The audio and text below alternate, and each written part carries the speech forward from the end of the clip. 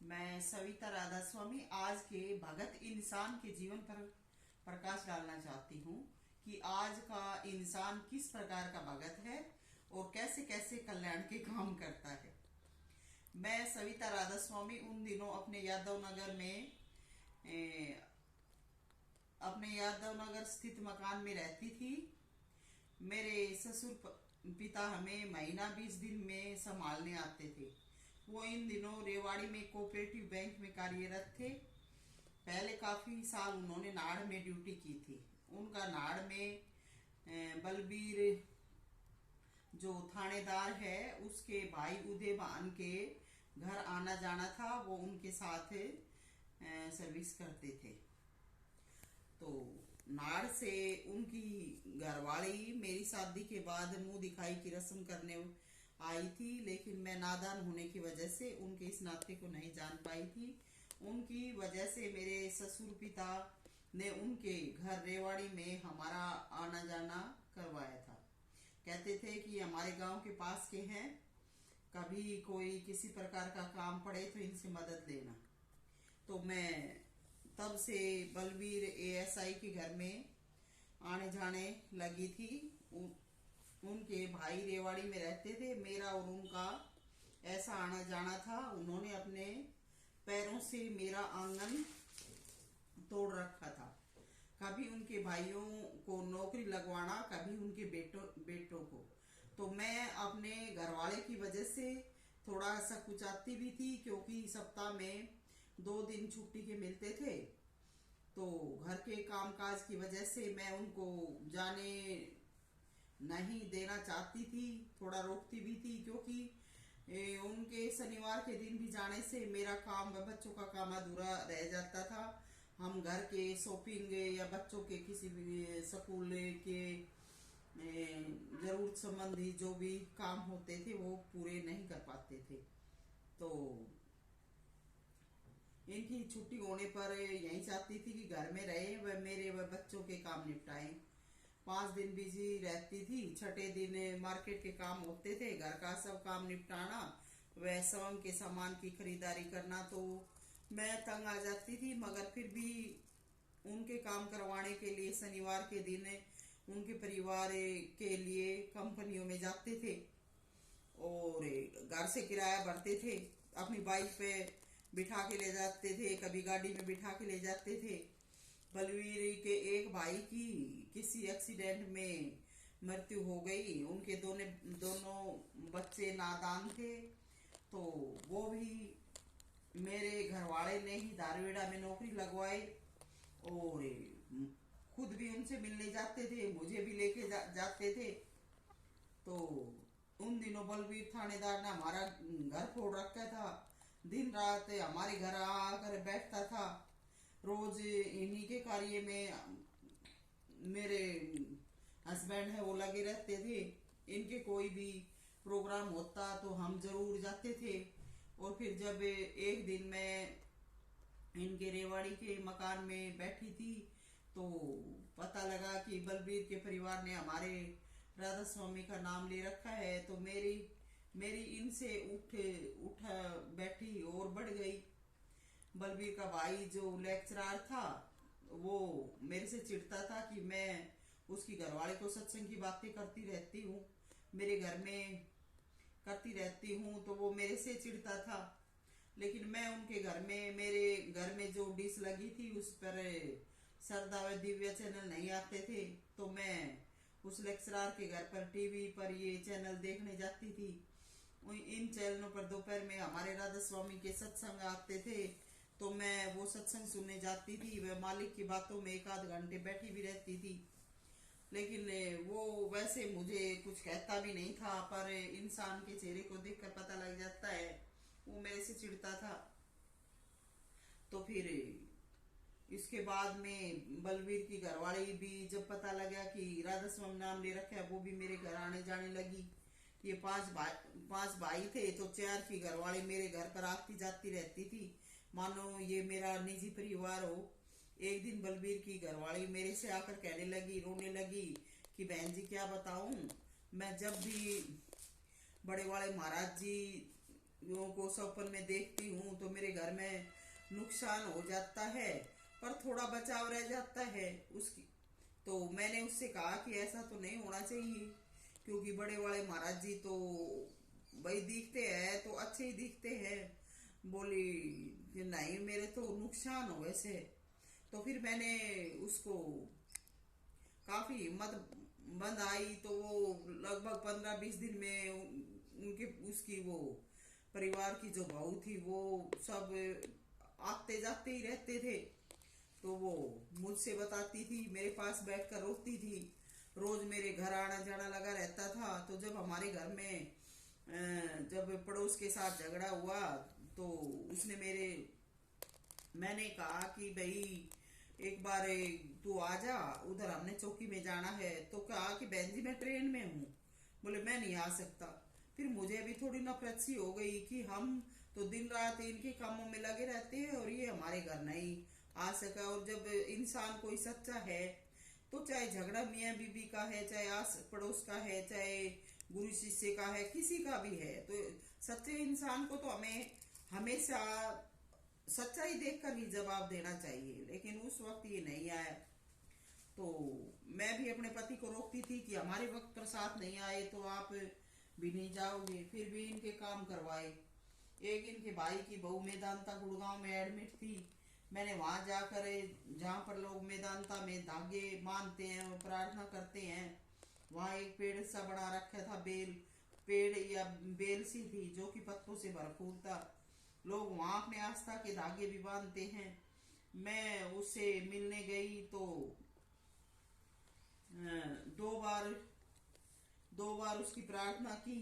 वह एक पत्ता उस पेड़ का तोड़ दिया। उस जगह कोई नहीं नहीं जाता जहाँ पर वो का चित्र बना बेल का चित्र बनाया हुआ है, वैसे एक बेल भी लगाई हुई है।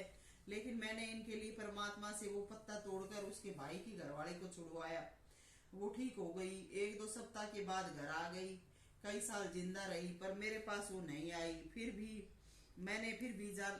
मैंने उसके ठीक होने के बाद और फिर मैंने जाना कम कर दिया था। वो फिर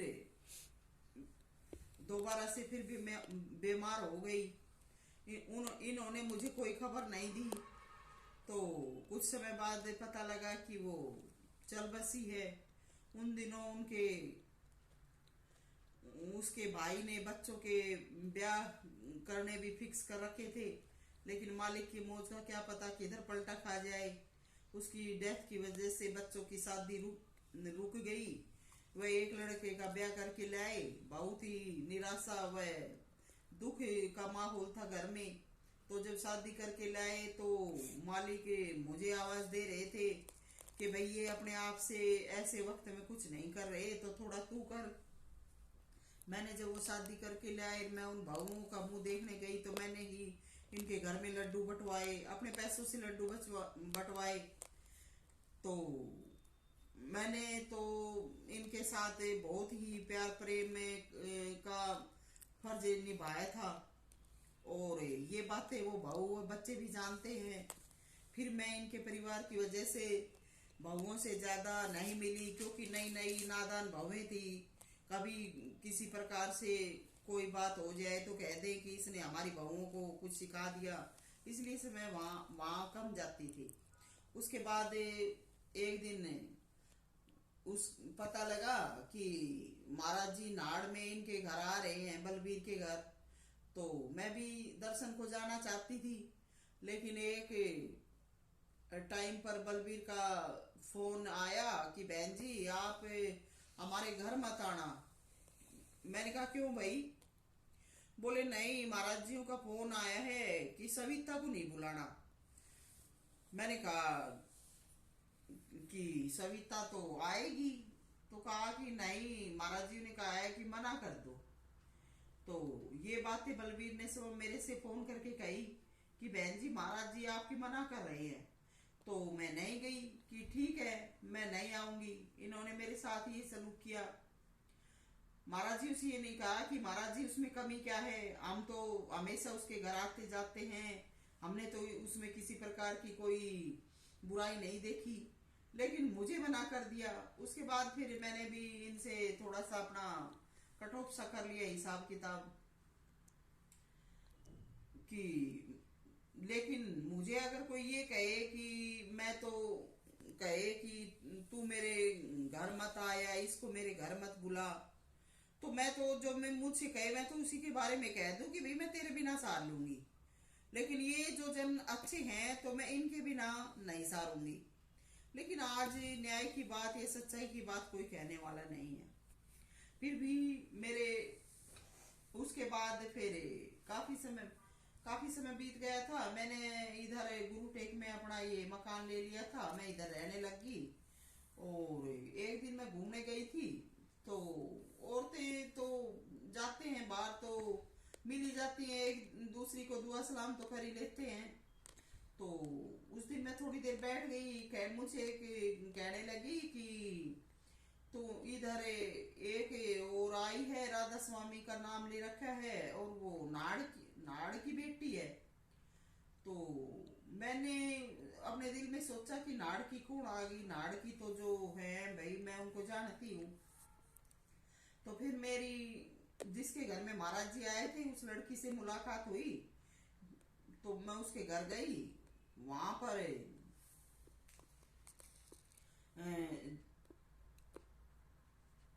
पर एक दो बार उनके घर गई। मैंने तो उसके साथ बहुत ही अच्छा सलूक किया कि भाई लड़की है हमारी, क्योंकि मेरा भी ससुराल वहाँ भाऊ ज्वेलरी में पड़ता है। और फिर वो दूसरे मेरे ससुर के भाई की भी लड़की होगी। इस वजह से मैंने उससे अच्छा ही व्यवहार किया और उसको अपने घर बुलाया। घर बुला के जैसे लड़की का मान करते हैं मैंने वैसे ही उसका मान किया, और उसको पैसे का भी मैंने मान किया। लेकिन क्या पता, मैं जो राधा स्वामी हूँ, मैं कम भाई, और महाराज जियों के तो कोई कुछ कहता नहीं है, जाते हैं बस कैसे, और वहां जाके बस मत्था टेक लेते हैं, वह उसके बाद चाहे कुछ भी करते हैं। पर मैं शीशे रूप में हूँ। अब मेरा जीवन तो कठिन है, क्योंकि मेरे ऊपर तो सब प्रकार की बैन लगी हुई हैं, और इस प्रकार का जीवन कोई जी भी नहीं सकता है। तो उसके बाद फिर वो कोरोना का वक्त आ गया। कोरोना के वक्त में भी मैंने इसको फोन करके भी पूछा कैसे हो, ठीक हो?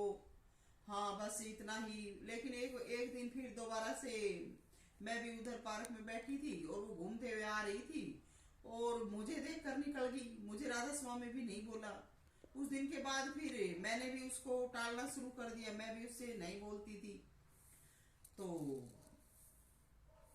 अब महाराज जियों का इधर का आना होगा, वो गई होगी कहने, लेकिन मैं कहती नहीं हूँ, क्योंकि जब हम इनके शिष्य हैं तो इन्होंने उधर से निकलते हुए इनको ये भी पता होगा कि हम कहाँ रहते हैं, तो इन्होंने खुद ने आना चाहिए। और फिर दूसरे नंबर पर मेरे बेटा और जो घरवाला है वो बाहर बाहर ड्यूटी करते हैं, तो जब इनका आना हो तो वो हाजिर नहीं होते हैं घर में। अब हम माँ बेटी रहते हैं। अब जब अगर संगत आए तो दुनिया तो, अब हम दुनिया के रेले मेले के साथ नहीं है। हाथों में वो दो दो लड्डू रख के और घरों में मेहमान बुला लेते हैं ऐसी ठंड में, और हाथों में दो दो लड्डू दे दे के और उसको रवाना कर देते हैं, चलो भाई ना भूखा ना ना तो भूखा रहा ना धाप्या रहा। तो मेरे घर में पैसे का बंदोबस्त है, मगर कोई भी सेवा करने वाला नहीं है। अगर हमें वक्त देते, हमें कहते, तो मैं भी सब प्रबंध करवा देती। लेकिन मुझे तो ना तो मुझे कुछ फोन करके कहा, और मैं वहां जाके पहले शुरुआत में मैंने 2-4 बार कहा तो मेरी बात स्वीकार नहीं की। कहने लगे कि बता देंगे। अब बता देंगे तो ठीक है, जब बताओगे तब हम भी भाई तैयारी कर लेंगे संगत के लिए, गुरु के लिए। तो हमें बताया नहीं। अब पड़ोस में एक और हमारे इधर राधा स्वामी के सत्संग में आती है कभी कभी, तो तो वो बुढ़िया माँ जी है, उसने मेरे से पूछा कि कल जरजीला का सत्संग है, जाओगे क्या? मैंने कहा हाँ चलेंगे। तो बोले मुझे भी ले चलना। मैं ठीक है चलना। लेकिन कहने लगी कि मैं तुझे यहाँ घूमटेक में ही महाराज जी के दर्शन करवा दूं। तो मैंने कहा कि महाराज जी इधर आ रहे हैं? बोली हाँ। बोली उसके घर आ रहे हैं जिनके परिवार का मैं जिक्र कर रही हूँ। तो मैंने कहा कि मैं तो नहीं जाऊंगी उनके घर। बोली क्यों? मको क्यों क्या, ये तो सबका अपना अपना दिल दिमाग है। मका अगर महाराज जी इधर आ रहे हैं तो महाराज जी हमें दर्शन दे तो हमारे इधर भी आ सकते हैं।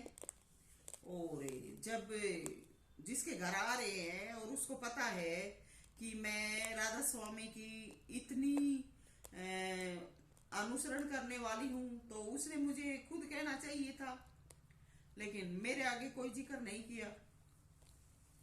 अब मैं क्यों फिर उसके घर जाऊं? मुझे क्या करना है? जहां पर महाराज जी सत्संग देने आते हैं मैं वहीं पहुंच जाती हूँ, या दिनोद आश्रम में रहते हैं मैं वहां चली जाती हूँ। मैं किसी के घर ऐसे नहीं जाती हूँ। एक बार हम भिवानी गए थे, किसी ने कोई जिम खोला था, तो वहां मैं एक सत्संगी बहन थी, उसने मुझे बुला लिया, उसके साथ मैं दर्शन करने चली गई थी। तो फिर हम आश्रम में गए, जब हमारे साथ महाराज जी ने बहुत झगड़ा किया तो कि तुम वहां क्यों आए थे, मेरी बेइज्जती कर दी, ये है वो है। उसके बाद 15-16 साल हो गए, मैं तो कभी किसी के घर जाती नहीं हूँ। चाहे मेरे पड़ोस में आके बैठ जाए तो भी मैं नहीं चाहूंगी, क्योंकि मेरा भी तो घर है। तो फिर कल ऐसा ये सलूक महाराज जियों ने और संगत ने किया। लेकिन एक दिन हम जब बैठे थे तो बात चली, तो मैंने ही बताया था कि मेरे साथ ऐसे ऐसे झगड़ा रहता है आश्रम में।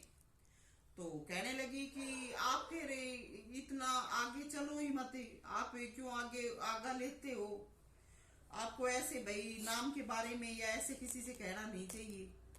मैंने कहा जब जिस जगह पर गए हैं तो उस बात का, उस चीज का जो बखान है वो करना चाहिए, और मालिक की कोई चीज नहीं है, क्योंकि मालिक तो मालिक हैं, इसलिए उनकी महिमा का गुणगान करना चाहिए। तो कहने लगी कि हम तो ऐसा कुछ नहीं करते, हम तो जब सत्संग होता चले जाते आ जाते हैं, बाकी हम ज्यादा रिस्क नहीं लेते। ठीक। मैंने कहा कि जिसके मालिक के कंधों पे जो कुछ डाल देते हैं तो वो उसको निभाना पड़ता है। तो उस दिन के बाद फिर मेरी और उसकी कम बढ़ी। लेकिन मैं ये बात कहना चाहूंगी कि जब 1857 का स्वतंत्रता संग्राम हुआ तो उसमें मेन जो भूमिका थी हमारे देश के समाज सुधारकों में या नेताओं में, तो महात्मा गांधी का ही जिक्र आता है। और अगर उस स्वतंत्रता संग्राम से महात्मा गांधी का नाम निकाल दें तो उसमें कुछ नहीं बचता। इसी प्रकार से राधा स्वामी का इस रेवाड़ी एरिया में, रेवाड़ी का जितना भी एरिया है, इसमें राधा स्वामी नाम का प्रचार प्रसार मैंने ही किया। और सबसे पहले मेरे ही घर में शबदवाणी हुई थी और मेरे ही घर में सत्संग होने लगा था। मेरे घर से पहले बड़े महाराज जी एक बार किसी के घर आए, इन्हीं के घर में आए थे एक बार बड़े वाले। तो उन वक्तों में हम रेवाड़ी में रहते ही नहीं थे, तो सत्संग उन दिनों में बस वो एक बार ही आए थे, उसके बाद सत्संग किसी के घर नहीं होता था। तो सत्संग मेरे ही घर में होने लगा था सबसे पहले। तो ये जो इतने भक्त बन रहे हैं ये वैसे तो ऐसा कहते हैं, और उन दिनों में ये जो शिक्षा वाला है धन सतगुरु, उसकी वो खबर आई हुई थी टीवी पर। तो ये जितनी भी राधा स्वामी वाली आज जो सच्ची भक्त बन रही है, ये कोई एक भी घरों से नहीं निकली, क्योंकि सभी डर रहे थे कि सब सारे ही महात्मा ये जो बन रहे ये ऐसे ही हैं। तो उन दिनों में जब मैं राधा स्वामी का नाम लेती थी तो ये मेरे से चिढ़ती थी, सब कि सारे गुरु एक जैसे हैं, ये भी राधा स्वामी का नाम लेती है। तो मैं कैसे, जब मालिक मेरे साथ है और मुझे इस बात के लिए मालिक ही अग्रसर कर रहा है कि भाई तू चल, तो मैं किसी का भय क्यों मानूं। तो इसने इस लड़की ने मुझे इस प्रकार से बोला था, लेकिन जब वो वक्त निकल गया और मैं उधर को कम जाती हूँ क्योंकि मेरी घर की जिम्मेवारी ज्यादा हो गई है, बच्चे बड़े हो गए हैं, तो अब ये सत्संग में मान बढ़ाई इज्जत के लिए सबसे आगे हो रहे हैं। वैसे इन्होंने गांधी जी को आजादी मिल गई, गांधी जी को पीछे धकेल दिया, अब गांधी जी कुछ नहीं है, बस यही सब कुछ है। तो आज का ये भगत युग है। लोग जब वक्त पड़ता है तो किसी काम में आगे नहीं आते, और जब वो काम पूरा हो जाता है तो उस काम करने वालों को कोई नाम भी नहीं लेते हैं। तो इसी प्रकार से कल का जो दिन था राधा स्वामी में गुरु टेक का, वो इसी प्रकार का था।